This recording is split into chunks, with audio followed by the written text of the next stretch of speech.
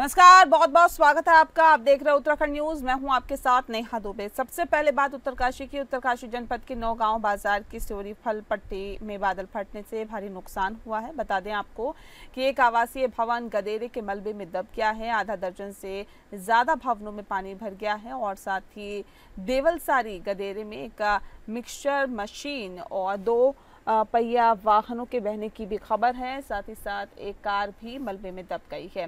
खतरे को देखते हुए कई लोग अपने घर खाली कर सुरक्षित स्थानों पर चले गए हैं। इससे पहले खबर आ रही थी कि नौगांव के बीच बहने वाला नाला अतिवृष्टि के कारण उफान पर आया है और जिसके कारण कई दुकानों और घरों में पानी घुस गया है। वहीं सड़क पर खड़े 2 पहिया वाहन बह गए हैं।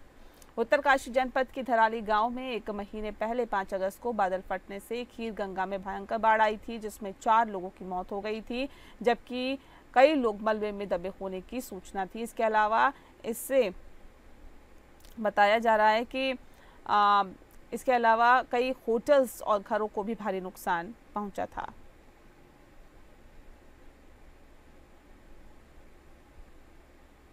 आज मटेली गांव के पास अतिवृष्टि होने की सूचना मिली है, जिससे नौगांव मार्केट में बहुत सारा पानी आ गया है और कुछ घरों में मलबा घुस गया है।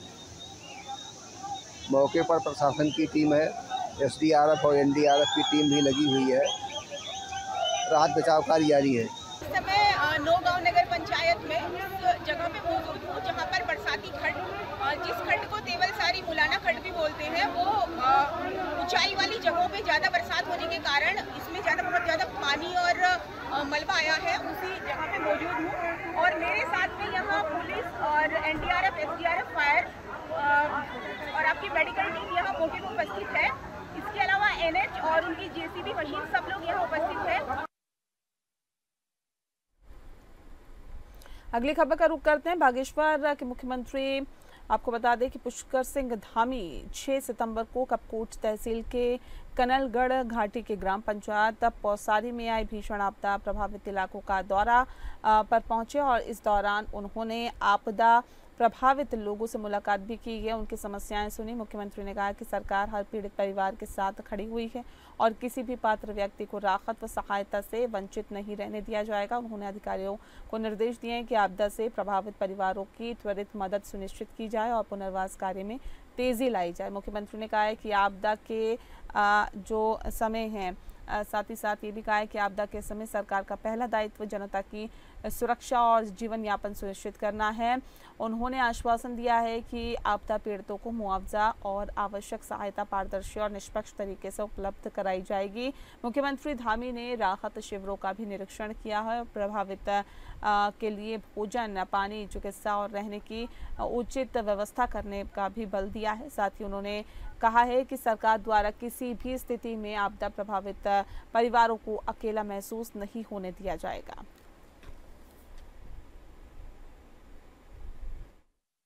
विस्थापन भी है और हम लोग इसके लिए पहले से ही हम लोगों ने पहले से प्लान किया हुआ है। यहाँ विस्थापन की आवश्यकता है, उसके लिए विस्थापन के लिए हम लोग काम करेंगे। अभी हमारा प्रयास है कि सबसे पहले जो हमारा ये गांव है उसके आसपास के क्षेत्रों में बहुत सारी पुल बह गए हैं, बहुत सारी सड़कों का नुकसान हो गया, बिजली चली गई है, पानी की समस्या हो गई है। उन सभी को एक बार फिर से स्थापित करें, रिस्टोर करें और उसके लिए हम काम कर रहे हैं। भारत सरकार की टीम भी जल्दी ही यहाँ आने वाली है, वो टीम भी आ चुकी है, अभी अपना आकलन कर रही है। मैं प्रधानमंत्री जी का भी धन्यवाद करता हूँ कि उन्होंने आपदा के समय में हमारा पूरा हर तरह से हमको आश्वासन भी दिया है, हर मदद भी की है और हम अभी आकलन कर रहे हैं कि उसमें भी हमको मदद मिलेगी, जिससे कि हमारी पूरे प्रदेश के अंदर जो आज बड़ी आपदा आई हुई है, कोई जनपद ऐसा नहीं है जो आपदा से पीड़ित न हो। और बड़ा नुकसान हमारी संपत्तियों का भी हुआ है, तो इन सभी का आकलन करके जल्दी जो काम होगा और बरसात कम हो जाने के बाद हम युद्ध स्तर पर इन सभी को फिर से जो है रिस्टोर करने के लिए काम करेंगे। अगली खबर का रुख करते हैं। उत्तराखंड में इन दिनों आपदा आई हुई है और बीते दिन सीएम धामी बागेश्वर के कपकोट के पौंसरी गांव में आपदा पीड़ित लोगों से मिलने के लिए क्षेत्र का निरीक्षण करने पहुंचे। सीएम धामी हर संभव मदद का भरोसा भी दिया है और अधिकारियों को दिशा निर्देश दिए हैं। तो वहीं सीएम धामी ने यह भी बताया कि उत्तरकाशी में फिर बादल फटा है, रेस्क्यू टीमें वहां पहुंच गई है और अधिकारियों को हर संभव मदद करने के निर्देश दिए गए हैं। अभी पुरोला में अभी यहाँ पर बादल फटने की सूचना मिली है, उसके कारण से भी काफ़ी मलबा आया हुआ है और इसके लिए हमने भारत सरकार की जो टीम है जो आपदा की आकलन की क्षति का आकलन करती है, वो टीम भी यहाँ आ रही है और हमारा प्रयास होगा जल्दी से जल्दी चीज़ों को फिर से रीस्टोर करें और उसके लिए युद्ध स्तर पर काम हो रहा है। जैसे ही बरसात कम होती है तो हम युद्ध स्तर पर लगेंगे, सबके सहयोग से फिर से सब चीज़ों को व्यवस्थित करेंगे, सबको पुनः जो जनजीवन है पहले जैसा बने। भगवान से ही प्रार्थना करेंगे कि ऐसी चुनौती हम सब लोग एक दूसरे का सहयोग करें, एक दूसरे के साथ खड़े हों और हिम्मत से जो है आगे बढ़ें। अगली खबर का रुख करते हैं। उत्तराखंड के कई जिलों में इन दिनों आपदा की चपेट काफी ज्यादा देखी जा रही है। वहीं मुख्यमंत्री पुष्कर सिंह धामी ग्राउंड जीरो पर जाकर आपदा पीड़ितों से मिल रहे हैं और साथ ही क्षेत्रों का निरीक्षण भी कर रहे हैं। वहीं मुख्यमंत्री पुष्कर सिंह धामी ने कहा है कि तमाम विभागों के अधिकारियों को निर्देश दिए गए हैं कि ग्राउंड जीरो पर पहुंचे और सीएम ने कहा है कि आपदा पीड़ितों के साथ ही लोगों की मदद यहाँ पर की जाए। केंद्र सरकार, पीएम मोदी और गृह मंत्री अमित शाह पूरा सहयोग यहाँ से मिल रहा है। मुख्यमंत्री ने कहा है कि भारत सरकार की टीम जल्द ही उत्तराखंड आएगी और साथ ही आपदा से हुए नुकसान का आकलन भी करेगी। सभी जनपदों में लगातार मैं वीडियो कॉन्फ्रेंसिंग के माध्यम से समीक्षा कर रहा हूं और हमारा प्रयास है कि हमारा शासन, प्रशासन, हमारे अधिकारीगण, सभी एजेंसियां ग्राउंड जीरो पर पहुंचें और ग्राउंड जीरो पर जाकर जो भी आपदा पीड़ित हैं, प्रभावित हैं, उनको हर संभव मदद दें। जो चीज़ें अभी सामान्य जनजीवन से कट गई हैं उनको सामान्य जनजीवन से जोड़ने का काम करना है। बिजली है, पानी है, सड़क है, टेलीफोन है, दूरसंचार है, मेडिकल सुविधाएं हैं, उन सभी को हम रिस्टोर कर रहे हैं। भारत सरकार भी लगातार हमको इसमें सहयोग कर रही है। भारत सरकार की टीम भी आने वाली है और हमारे यहाँ जब भी आपदा की स्थिति आई है, कोई हमारे संकट आया है, आदरणीय प्रधानमंत्री जी ने, आदरणीय गृह मंत्री जी ने हमको भरपूर मदद दी है। इस बार भी भारत सरकार की टीम आ रही है, वह भी आकलन करेगी और उसके बाद जल्दी ही जो है हम उस दिशा में तेजी से काम करेंगे। ठीक है। और चलिए अगली खबर का रुख करते हैं। उत्तराखंड की राजनीति इन दिनों दो मोर्चों पर गर्म है। एक तरफ धामी सरकार में कैबिनेट विस्तार की अटकलें तेज हो गई है, तो वहीं दूसरी तरफ आपदा प्रबंधन को लेकर सवालों का दौर भी जारी है। मौजूदा वक्त में धामी मंत्रिमंडल की 5 कुर्सियां खाली हैं और भाजपा विधायक लगातार मुख्यमंत्री से मुलाकात कर अपनी दावेदारी पेश कर रहे हैं। बता दें आपको कि साथ ही साथ चर्चा है कि नए चेहरों को जगह देते वक्त क्षेत्रीय और जातीय समीकरणों का पूरा ख्याल रखा जाएगा। लेकिन इसी बीच कांग्रेस के वरिष्ठ नेता और पूर्व मुख्यमंत्री हरीश रावत ने मंत्रिमंडल विस्तार को लेकर बड़ा हमला बोला है। हरीश रावत का कहना है कि जब राज्य भयंकर आपदा से जूझ रहा है तब भाजपा के मंत्री और विधायक केवल कुर्सी की राजनीति में उलझे हुए हैं। उनका आरोप है कि मुख्यमंत्री केवल रस्म अदायगी कर रहे हैं, जबकि धराली, थराली और अन्य आपदा प्रभावित इलाकों में आज भी लोग पुनर्वास की राह ताक रहे हैं। राज्य में भयंकर आपदा आई है, चतुर्दिक, और भाजपा के मंत्रीगण, विधायक केवल कुर्सी कर रहे हैं, उसका खेल खेल रहे। कोई मुख्यमंत्री का दावेदार है तो कोई मंत्री पद का दावेदार है और आपदा पीड़ित जो है आंखें गड़ाए बैठे हैं, कुछ भी काम नहीं हो रहा। केवल मुख्यमंत्री कहीं जाकर के रस्म अदायगी कर रहे हैं, बाकी कहीं पर भी जो आपदा का वास्तविक कार्य होना चाहता नहीं हो रहा। आप कराली को देख लीजिए क्या काम हो रहा है, और आप थराली और कपकोट के पीड़ितों को देख लीजिए। कल मैंने माननीय मुख्यमंत्री से बात की है और उन्होंने उनके पुनर्वासित आदि के विषय में बहुत उत्साहपूर्ण बातें कही हैं। देखते हैं आगे क्या होता है। इन दिनों देश भर में वोट चोरी का मामला सुर्खियों में है और चुनाव आयोग को विपक्षी पार्टियां कटघरे में खड़ा कर रही है। उत्तराखंड बीजेपी के प्रदेश महामंत्री आदित्य कोठारी ने कांग्रेस और राहुल गांधी पर निशाना साधते हुए जमकर हमला बोला है। उन्होंने कहा है कि वोट चोरी के आरोप कांग्रेस पार्टी की ओर से लगाए जा रहे हैं, जबकि कांग्रेस के कई नेताओं के कई जगहों पर वोटर लिस्ट में नाम है। और इसके अलावा उन्होंने सोनिया गांधी पर भी हमला बोलते हुए कहा है कि जब सोनिया गांधी को 1983 में देश की नागरिकता मिली तो उसमें उससे पहले 1980 में ही उनका नाम वोटर लिस्ट में कैसे शामिल हो गया था।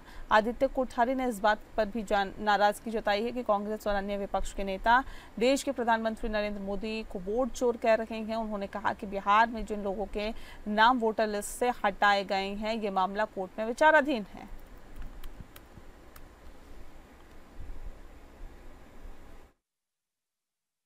चुनाव आयोग के द्वारा श्री राहुल गांधी जी के द्वारा जो प्रश्न उठाए गए थे, उनके संबंध में लिखित में जो है श्री राहुल गांधी जी से अपना जवाब रखने के लिए 1 सप्ताह का समय उन्होंने दिया था। तब से कई सप्ताह बीत चुके हैं। श्री राहुल गांधी जी ने तथ्यात्मक तरीके से चुनाव आयोग को कोई जवाब नहीं भेजा है। वो जनता के बीच में जाकर के सभाएं कर रहे हैं, जनता के बीच में जाकर रैलियां कर रहे हैं। वो टू द पॉइंट क्यों नहीं जो है माननीय सुप्रीम कोर्ट के समक्ष अपनी बात को रख रहे हैं, जबकि उन्हीं के लोग माननीय सुप्रीम कोर्ट में गए हैं।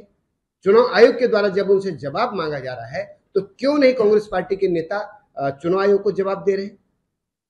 टू द पॉइंट जवाब देने के बजाय जनता के बीच में जनता को गुमराह करने का काम कर रहे हैं। देश की जनता अब कांग्रेस पार्टी के गुमराह में, भ्रम में आने वाली नहीं है। उत्तराखंड की राजधानी देहरादून में 13 आधुनिक लॉन्ग रेंज इमरजेंसी सायरन योजना का मुख्यमंत्री पुष्कर सिंह धामी ने उद्घाटन किया है। सायरनों को पुलिस चौकियों में स्थापित किया गया और ये विभिन्न स्थानों पर 8 से 16 किलोमीटर तक की दूरी तक आवाज पहुंचा सकते हैं। डालनवाला थाने से मुख्यमंत्री पुष्कर सिंह धामी ने आपातकालीन परिस्थितियों के लिए जिला प्रशासन द्वारा देहरादून सिटी में विभिन्न स्थानों पर लगाए गए 13 आधुनिक लॉन्ग रेंज इमरजेंसी सायरन का उद्घाटन किया है। इस मौके पर मुख्यमंत्री धामी ने कहा है कि आपदा जैसी किसी भी विपरीत परिस्थिति में लोगों को अलर्ट करने के लिए ये सायरन लगाए गए हैं। मुख्यमंत्री ने कहा है कि समय से लोगों को अलर्ट करने और साथ ही साथ सुरक्षा के लिहाज से ये महत्वपूर्ण कदम उठाया गया है।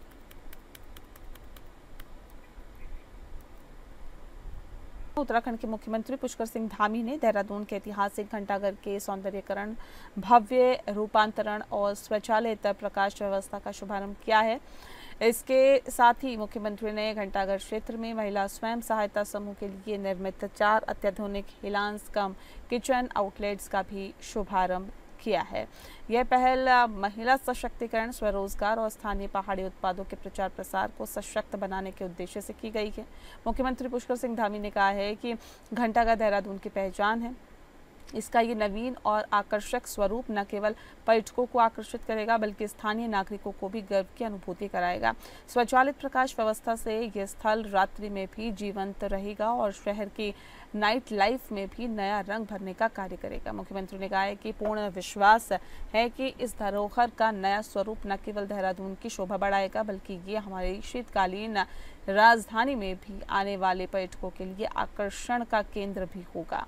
मुख्यमंत्री धामी ने कहा है कि देहरादून में बाल भिक्षावृत्ति, साथ ही साथ इसके निवारण के लिए भी एक खास प्रयास किया जा रहा है, जिसके माध्यम से बालक बालिकाओं को भिक्षा की विवशता से निकालकर शिक्षा के अधिकार से जोड़ा जाएगा। इस कार्यक्रम के अंतर्गत 3 रेस्क्यू वाहनों के साथ अंतर विभागीय टीम गठित की गई है।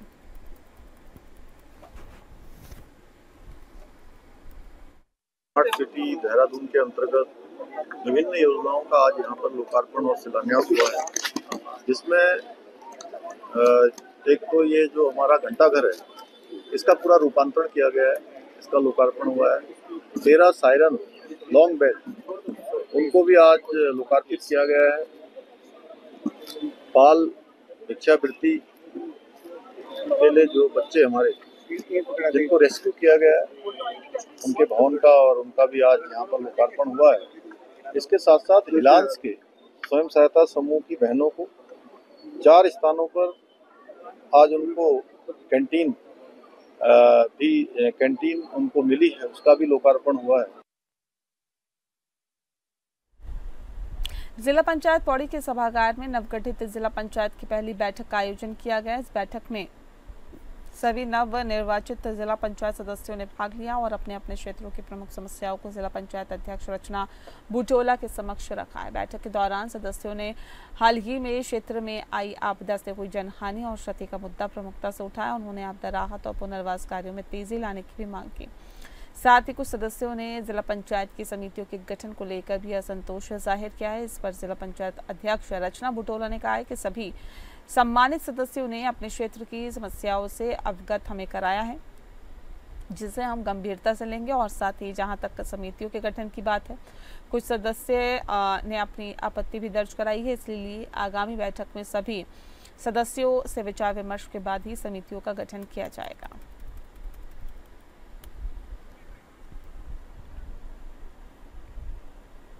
सितारगंज के अधिवक्ताओं के बीच मतभेद के कारण एडवोकेट दयानंद सिंह ने कोतवाली सितारगंज में अपने समर्थकों के साथ तहरीर दी। उन्होंने बताया कि कुछ बातों को लेकर आपस में मतभेद चल रहा है, जिसे बढ़ने से रोकने के लिए एक कदम उठाया गया। दयानंद ने कहा है कि एक दूसरे पर अभद्र टिप्पणी यानी कि अभद्र तरीके से टिप्पणी करना बंद होनी चाहिए और साथ ही जाति सूचक शब्दों का इस्तेमाल नहीं किया जाना चाहिए।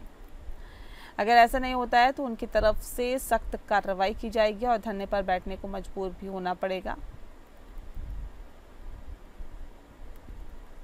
हमारी बार एसोसिएशन सितारगंज जो है एक संस्था का हमारा गठन हुआ था पूर्व में। उसमें हमारे सभी अधिवक्ता लोग जो है एक व्हाट्सएप ग्रुप चलता है जो कि उसमें सभी लोग जुड़े हुए हैं। उसमें हमने जो है जब व्हाट्सएप ग्रुप में कुछ शब्दों का प्रयोग महेंद्र चौधरी द्वारा तथा एस.के. त्रिपाठी जी द्वारा दिया गया है।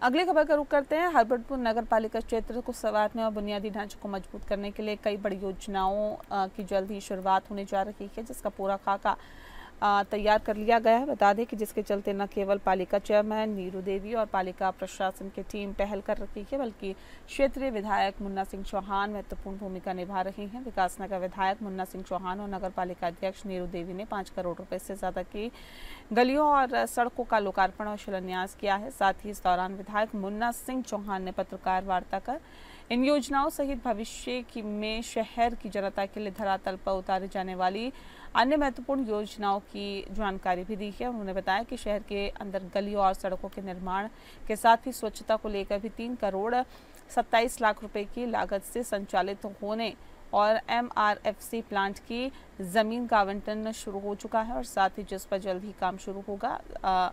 नालों के सुधारीकरण और नव निर्माण के लिए 5 करोड़ 3 लाख का बजट भी आवंटित किया जा चुका है। वहीं दूसरी और उन्होंने शहर भविष्य की योजनाओं के बारे में भी जानकारी देते हुए कहा है कि नगर पालिका कार्यालय के लिए भूमि का चयन कर लिया गया है। बता दें आपको कि जो जल्द ही नगर पालिका को आवंटित होगी। वहीं शहर में अमृत योजना व नाबार्ड से वित्त पोषित सीवरेज और पेयजल योजना, हाई बीम लाइटें और साथ ही साथ विकास निधि से 5 करोड़ रुपए की परियोजनाओं और साथ ही हरबटपुर चौराहे का सुधारीकरण और अन्य मार्ग के 4 लेन किए जाने के विस्तार से जानकारी दी जाएगी।